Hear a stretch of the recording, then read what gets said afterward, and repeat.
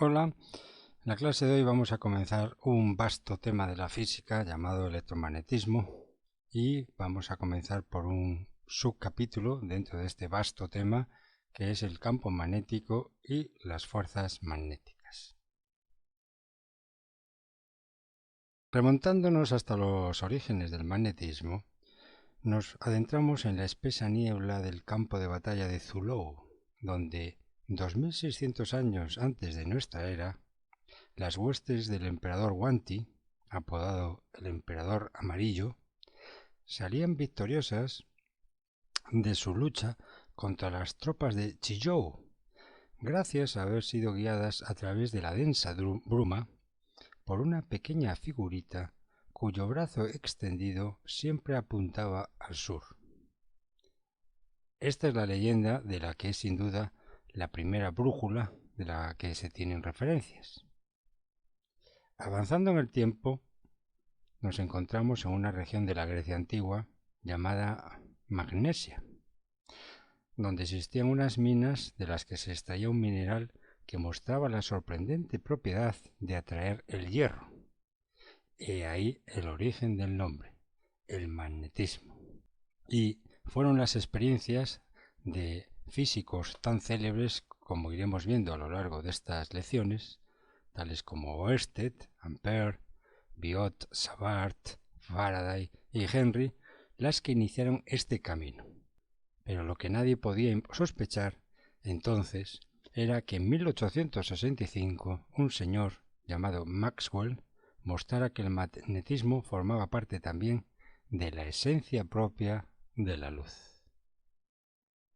Bueno, os he querido mostrar este antecedente histórico para que veáis que el magnetismo pues es un fenómeno muy antiguo, que siempre ha sorprendido al ser humano a lo largo de la historia, pero que hasta hace muy poquito no se le empezó a buscar la explicación del porqué de este fenómeno, que hasta ese momento, hasta el siglo XIX aproximadamente, pues se sabía que existía, lo veíamos en el día a día, pero nunca se supo la naturaleza de estas fuerzas misteriosas magnéticas que existen en materiales de la propia naturaleza como la magnetita, los minerales llamados magnetita o piedra magnesiana. Esta piedra atraía objetos de hierro y les transfería propiedades atractivas.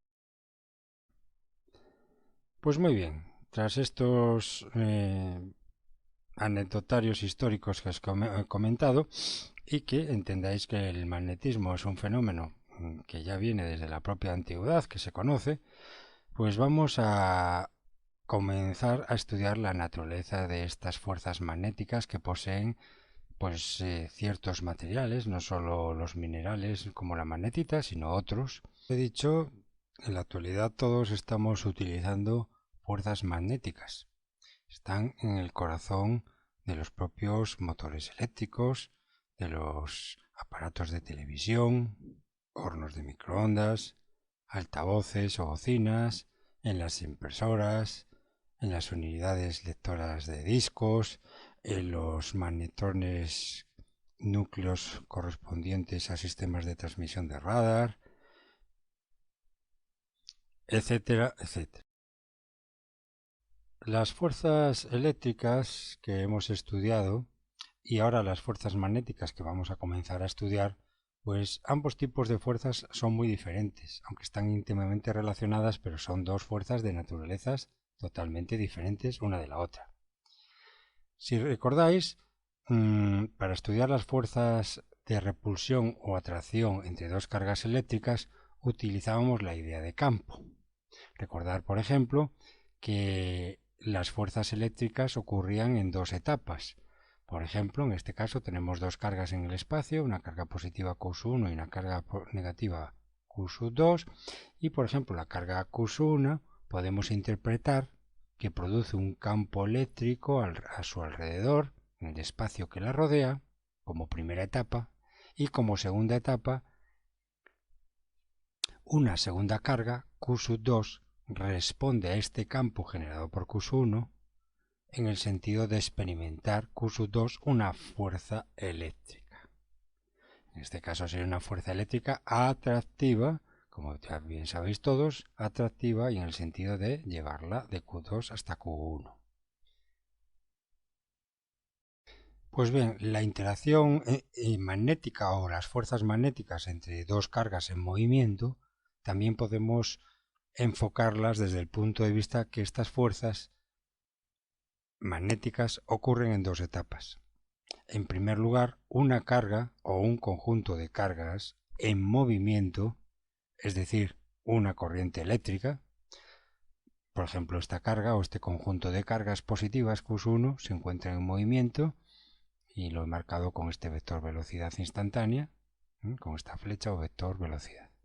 Bueno, pues podemos considerar en primer lugar que esta carga o conjunto de cargas que están en movimiento, es decir, una corriente eléctrica, produce un campo magnético a su alrededor. A continuación, una segunda corriente o una segunda carga en movimiento, en este caso es Q2, moviéndose a esta velocidad V2, una segunda corriente o una segunda carga en movimiento, responde a ese campo magnético generado por la otra distribución de cargas en movimiento, responde experimentando ella misma una fuerza que ya no es de naturaleza eléctrica, sino es otra fuerza que es de naturaleza magnética. En resumidas cuentas, en este ejemplo concreto, estas dos cargas, por el mero hecho de ser dos cuerpos cargados eléctricamente, sienten una fuerza de naturaleza eléctrica que en este ejemplo es una fuerza atractiva. Tanto Q1 como Q2 sienten una fuerza en la misma dirección y sentidos opuestos que intentan atraerse una a la otra. Fuerzas atractivas eléctricas que siente cada carga Q1 y Q2. Esto podemos interpretarlo como un proceso en dos etapas. Q1, por ejemplo, genera un campo eléctrico y Q2, por el mero hecho de también estar cargado, pues responde sintiendo una fuerza de naturaleza eléctrica atractiva. Lo mismo podríamos hacer al revés. Considerar Q2, que es la que produce un campo eléctrico a su alrededor, y Q1 responde experimentando una fuerza atractiva eléctrica, de naturaleza eléctrica, que intenta llevarla hacia Q2. Este es el primer fenómeno que sienten ambas cargas por el mero hecho de estar cargados ambos cuerpos, estén o no estén en movimiento. Y además, por el hecho ahora de estar ambas cargas en movimiento, pues Q2 siente una fuerza, por estar en movimiento ella, siente una fuerza de naturaleza, en este caso magnético, por el hecho de estar sumergido dentro de un campo magnético producido por Q1. Y ese campo magnético producido por Q1 lo produce o lo genera a su alrededor debido a que se encuentra en movimiento. Y lo mismo podríamos decir al revés. Q1 va a experimentar una fuerza adicional de naturaleza magnética debido a que es una carga que está en movimiento y se ha sumergido dentro de un espacio magnético, de un campo magnético generado por la carga Q2 en movimiento. De hecho, en resumen, por el hecho de estar Q1 y Q2 en movimiento, cada una genera a su alrededor un campo magnético y la otra carga responde sintiendo una fuerza de naturaleza magnética. En definitiva, estáis viendo que en este ejemplo ambas cargas están, si nos centramos en una de ellas, por ejemplo en Q1, pues Q1 está sintiendo simultáneamente dos fuerzas naturales, una de naturaleza magnética y otra de naturaleza eléctrica. Además, si este cuerpo estuviera en el espacio, cerca del planeta Tierra, por ejemplo, volando por el espacio, por el aire, y tiene este cuerpo masa, pues ya podréis imaginar que este cuerpo también siente una fuerza de naturaleza gravitatoria debido a la interacción que tiene este cuerpo de masa con el planeta Tierra, que también tiene masa. Entonces ya estáis viendo aquí un compendio de diferentes fuerzas que existen en la naturaleza. A lo largo del curso hemos estado viendo las fuerzas de naturaleza gravitatoria, otros tipos de fuerza, como las fuerzas de contacto, las fuerzas de rozamiento, las fuerzas normales. Y en tema de fuerzas a distancia, pues hemos estudiado, como os he dicho antes, la fuerza gravitatoria, otro tema de fuerzas a distancia, las fuerzas eléctricas, y otro tema de fuerzas a distancia, lo estamos viendo en el día de hoy, que son las fuerzas magnéticas. Ya que hemos enfocado la naturaleza de las fuerzas magnéticas entre cargas en movimiento como un proceso que se produce en dos etapas, pues precisamente basándonos en estas dos etapas es como vamos a abordar el estudio de los campos y fuerzas magnéticas. En primer lugar, vamos a estudiar la segunda etapa de la interacción magnética, es decir, el modo en que las cargas y corrientes, cargas en movimiento o las corrientes eléctricas, responden a los campos magnéticos. Es decir, lo que nos vamos a centrar en primer lugar es, vamos a meter una carga o una distribución de cargas o una corriente eléctrica, que no deja de ser un flujo de corriente, un flujo de cargas en movimiento, lo vamos a introducir dentro de un campo magnético y vamos a analizar qué tipo de fuerzas magnéticas siente esa distribución o flujo de cargas en movimiento sumergido dentro de un campo magnético. Eso será la primera parte de estudio de las fuerzas magnéticas de este capítulo. Y en una segunda fase lo que vamos a estudiar es precisamente la primera etapa de la interacción magnética entre dos cargas en movimiento, que es precisamente, vamos a estudiar más profundamente cómo las cargas en movimiento o cómo corrientes en movimiento, cómo producen campos magnéticos a su alrededor. Como os comenté, los antecedentes históricos hace unos 2600 años antes de nuestra era por parte de los chinos, o hace unos 2500 años también antes de nuestra era por parte de los griegos en la antigua Grecia, ya eran conocidos los fenómenos magnéticos que se descubrieron en fragmentos de mineral de hierro magnetizado y que los griegos le dieron un nombre, le dieron el nombre de magnetita o piedra magnesiana, en honor a que fueron descubiertos este tipo de mineral con propiedades magnéticas, fueron descubiertos pues, en una antigua ciudad de la Turquía occidental llamada Magnesia, que actualmente se llama Manisa. Bueno, muy bien, pues esos trozos de fragmentos de material magnético naturales es lo que actualmente llamamos imanes permanentes. Y los imanes permanentes tienen la propiedad de que ejercen fuerzas unos sobre los otros y también ejercen fuerzas, todo fuerzas de naturaleza magnética, sobre otros trozos de hierro que no estaban magnetizados. De hecho, se descubrió que cuando una varilla de hierro entraba en contacto con un imán natural, aquella varilla también se magnetizaba. Y si la varilla esta flotaba, esa varilla de hierro flotaba en agua o se suspendía en un hilo por su parte central, tendía a alinearse con la dirección norte-sur. La aguja de una brújula, precisamente, la aguja de una brújula magnética ordinaria no es más que un trozo de hierro magnetizado. Y esto es lo que inicialmente a lo largo de la historia se conocía.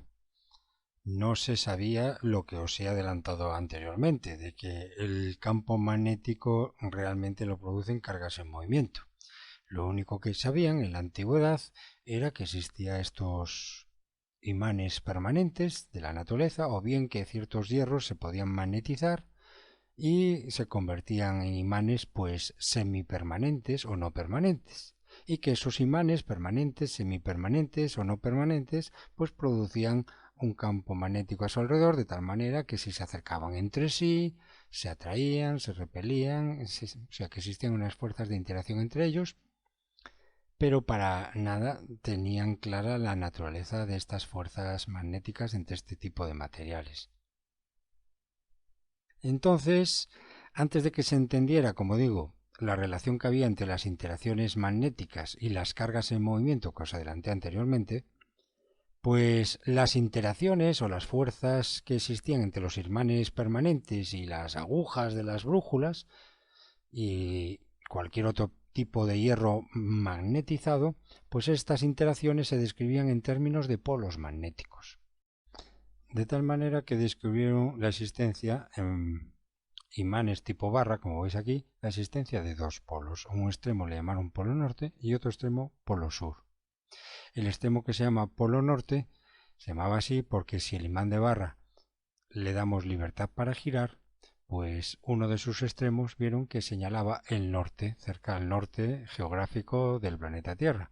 Pues a ese extremo lo denominaron ese extremo de ese imán permanente en forma de barra le llamaron polo norte, porque precisamente se orientaba apuntando hacia el norte, más o menos hacia el norte geográfico del planeta Tierra. Y el otro extremo le llamaron polo sur o polo S, polo N, polo S, polo norte o polo sur. De tal manera que, como observáis en esta figura, si dos imanes de barra se aproximan con sus polos opuestos enfrentados, norte-sur o sur-norte, pues ambos imanes de barra sienten una fuerza de atracción mutua, atracción de tipo magnético, unas fuerzas de atracción de tipo magnéticas. Sin embargo, si los imanes de barra se aproximan enfrentando sus polos, norte con norte o sur con sur, se observaba que ambos imanes de barra sentían fuerzas de naturaleza repulsiva entre ellos.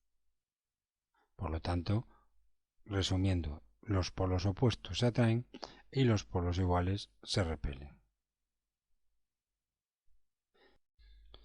Otro fenómeno que también se observó es que cualquiera de los polos de un imán de barra atrae a un objeto no magnetizado que contenga hierro, como un clavo que veis aquí en la figura. Esto es un ejemplo del efecto en la vida real. Cuando acercáis un imán a cualquier metal que contenga hierro, pues hay una fuerza de atracción entre ambos, entre el imán permanente y ese material que contiene hierro. Y aquí os muestro una fotografía de la vida real, un imán permanente y un montón de clavos de hierro. Acercáis el imán permanente, ya sea por su cara norte o por su cara sur, por su polo norte o su polo sur, a este conjunto de clavos de hierro y pues sienten todos los clavos una fuerza atractiva que al final quedan como pegados al imán, debido a esas fuerzas atractivas que sienten el imán permanente con todos los clavos que contienen hierro. En nuestro entorno existe un enorme imán natural que es el propio planeta Tierra. Nuestro propio planeta Tierra genera a su alrededor un campo magnético terrestre, es decir, que el planeta se comporta como si fuera un imán permanente.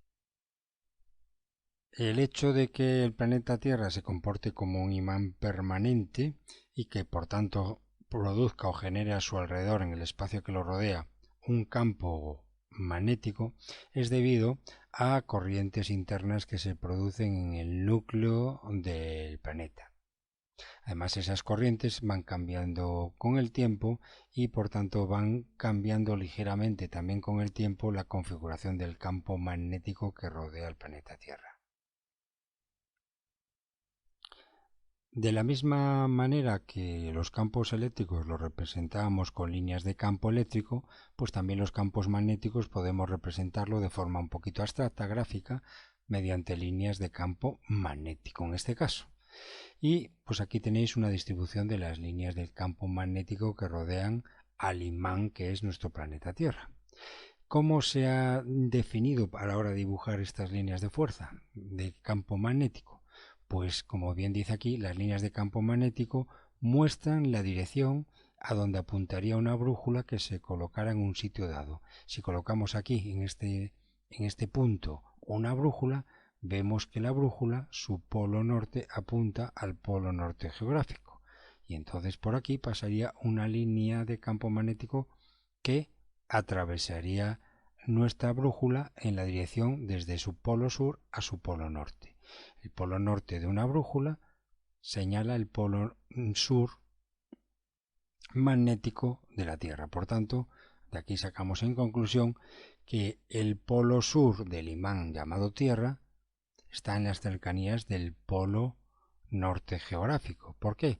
Porque cuando colocamos una brújula, como veis aquí o aquí o aquí o aquí, en cualquier punto del espacio que rodea el planeta Tierra, esa brújula, su polo norte, como veis aquí, que está marcado de color rojo, sus polos nortes van a estar orientados apuntando hacia el norte geográfico. Entonces, por eso, a donde apuntan las brújulas, ese lugar donde apuntan, consideramos que es el polo sur magnético del imán permanente llamado Tierra. Y ese polo sur magnético está en las proximidades del polo norte geográfico. De la misma manera, a donde apunta el polo sur de la brújula. Recordad que la brújula no deja de ser un imán permanente con su polo norte y su polo sur. Polo norte marcado aquí de rojo y polo sur marcado de blanco. El polo sur de la brújula, en cualquier punto del espacio que rodea el planeta Tierra, el polo sur apunta al polo sur geográfico. Y por tanto, como el polo sur apunta al polo sur geográfico, pues tiene que enfrentarse el polo sur magnético de la brújula al polo norte magnético de la Tierra. Por tanto, el polo norte magnético de la Tierra se encuentra en las proximidades del polo sur geográfico y el polo sur magnético de la Tierra se encuentra en las proximidades del polo norte geográfico del planeta Tierra. Y recordamos que dentro de este mundo de campos magnéticos definimos las líneas del campo magnético como líneas que atraviesan en un punto a una brújula a la dirección que se orienta una brújula en ese punto. Esa dirección, pues por ahí pasaría una línea de campo magnético en el sentido que atraviesa desde su polo sur hasta su polo norte. Entonces, por eso aquí están marcadas las distintas direcciones de las líneas del campo magnético que se generan alrededor del imán permanente llamado planeta Tierra. Estas líneas del campo magnético, como veis, parece como si surgieran del polo norte, las líneas del campo magnético, y terminaran entrando por el polo sur magnético de la Tierra. Y esta dirección que se marca en cada línea de flujo, saliendo del polo norte del imán Tierra y regresando a su polo sur, esta dirección viene marcada precisamente por la dirección en la cual se orientaría en cada punto de esa línea de campo magnético una brújula. Si ponemos aquí una brújula, para que veáis otro ejemplo, esta brújula la colocamos en este punto, pues esta brújula se va a orientar apuntando hacia el norte geográfico de la Tierra, por tanto orientada hacia el sur magnético del imán Tierra, ¿verdad? Bueno, pues esta orientación marca precisamente, como el norte magnético de la brújula está orientado en esta dirección, pues la dirección de la línea del campo magnético que pasa por esa brújula será en este sentido, en el sentido que marco desde el norte magnético al sur magnético de la Tierra, porque tiene que atravesar a la brújula desde su polo sur a su polo norte. Este campo magnético terrestre ya desde la antigüedad lo utilizaban los marinos, los navegantes, los viajeros, a través de instrumentos como la brújula, que utilizaban esta propiedad del campo magnético terrestre para indicar la dirección norte o sur de la Tierra y poder orientarlos y poder viajar. Pero no solo residía ahí la importancia de la utilización del campo magnético terrestre, sino que además la existencia del campo magnético terrestre desempeña un papel muy importante en la protección de los seres vivos que habitamos este planeta Tierra, ya que este campo magnético que existe alrededor de la Tierra se comporta como un escudo que nos defiende contra las corrientes de partículas cargadas de altísima energía que proceden del Sol y que emite radiación, así como hay una zona del campo magnético terrestre, una zona externa llamada magnetosfera, que asimismo también desvía otro tipo de radiación peligrosa procedente del Sol, que son los famosos rayos ultravioletas, los cuales también son peligrosos para la vida. Tal vez el concepto que hemos explicado hoy de polos magnéticos de un imán permanente, su polo norte y su polo sur, quizás os pueda parecer similar al de carga eléctrica. Es decir, que el polo norte y polo sur parezcan análogos a lo que en el mundo eléctrico era la carga eléctrica positiva o la carga eléctrica negativa. Sin embargo, esa analogía es errónea, porque si bien las cargas positivas y negativas eléctricas existen, como ya sabéis, pueden existir aisladas, no existe evidencia experimental de que exista un polo magnético aislado, lo cual quiere decir que los polos magnéticos siempre ocurren por pares. Si tenemos aquí un imán permanente con su polo sur a la derecha y su polo norte a la izquierda, si este imán lo rompemos en dos trozos, se observa experimentalmente que cada trozo va a contener su polo norte y su polo sur. Esto se comprueba porque si acercamos los dos trozos de imán permanente entre sí, pues van a sufrir o una atracción o una repulsión entre sí, dependiendo de que enfrentemos polos magnéticos de igual nomenclatura o polos magnéticos de distinta nomenclatura. Por tanto, en resumen, pues así como las cargas eléctricas sí que pueden estar aisladas, cargas positivas aisladas de las cargas negativas, los imanes permanentes no pueden aislarse un polo. O sea, un imán permanente no puede tener un solo polo. Siempre va a tener dos polos, un polo norte y un polo sur. La única diferencia en este ejemplo es que si fragmentamos en más trozos cada vez más pequeños estos imanes, todos esos trozos, como ya he dicho, obviamente van a mantener su polo norte magnético y su polo sur magnético. Pero la gran diferencia es que cada trozo va a producir un campo magnético más débil. Entre más pequeños sean los imanes, van quedando trocitos o fragmentos cada vez más pequeños y el campo magnético que genera esos trozos, entre más pequeños sean, pues menor será el campo magnético que generan a su alrededor.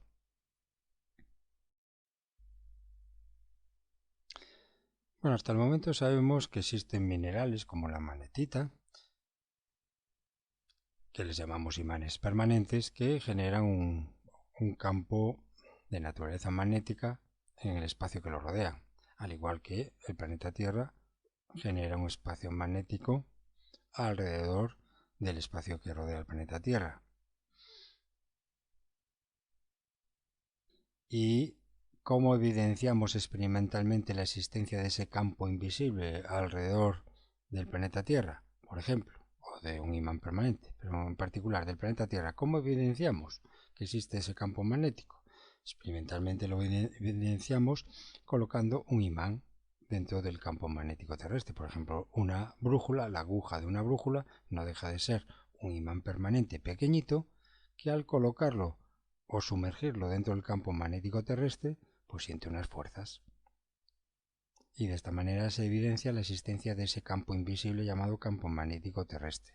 Esas fuerzas que actúan sobre la aguja, si la dejamos suspendida en su centro de gravedad por un hilo, por una punta de aguja, pues esas fuerzas se evidencian moviendo u orientando la aguja magnética de tal manera que su polo norte se va a orientar en la dirección del norte geográfico del planeta Tierra y su polo sur se va a orientar en la dirección sur del planeta Tierra. Lo que no hemos profundizado todavía es en las causas que originan ese campo magnético. Pues bien, un científico danés llamado Ørsted en el año 1820 de casualidad descubrió que existe una relación entre las interacciones eléctricas y las interacciones magnéticas, es decir, que ambos tipos de interacciones eléctricas y magnéticas están íntimamente relacionadas. Y el experimento consistió en lo siguiente: puso un alambre conductor próximo a una aguja magnética de una brújula y vio que no se orientaba más que al norte geográfico como siempre. Si por ese conductor no circulaba corriente eléctrica, ese conductor alámbrico cercano a nuestra brújula, si no conducía corriente eléctrica, pues la brújula se orientaba de forma natural con su polo norte orientado al polo norte geográfico y su polo sur orientado al polo sur geográfico. Sin embargo, si el alambre lleva corriente, si ese alambre próximo lleva corriente, observó que la brújula, la aguja de la brújula, se desviaba. Y se desviaba en un sentido u otro dependiendo precisamente del sentido de la corriente que circulaba por el alambre. Entonces, aquí esto fue el primer descubrimiento de que existe una relación entre la intensidad de corriente eléctrica, que no dejan de ser cargas eléctricas en movimiento. Existe una relación entre las cargas eléctricas en movimiento y el campo magnético. ¿Por qué? Porque si la aguja magnética se desvía bajo la acción de una corriente eléctrica cercana, es porque esa corriente eléctrica cercana interactúa con el campo magnético terrestre. O sea, generará otro campo magnético que se superpondrá al campo magnético de la Tierra, y esa superposición de dos campos magnéticos es lo que provoca que la aguja magnética de la brújula deje de estar orientada al norte y se oriente en otra dirección distinta, debido a la interacción de dos campos magnéticos que está sintiendo la aguja magnética. Un campo magnético que es el producido por la Tierra y otro campo magnético que es el producido por esta corriente eléctrica. Y aquí es donde, repito, se vio por primera vez que efectivamente cargas en movimiento, como es una corriente eléctrica que circula por un conductor, cargas en movimiento originan de alguna manera un campo magnético.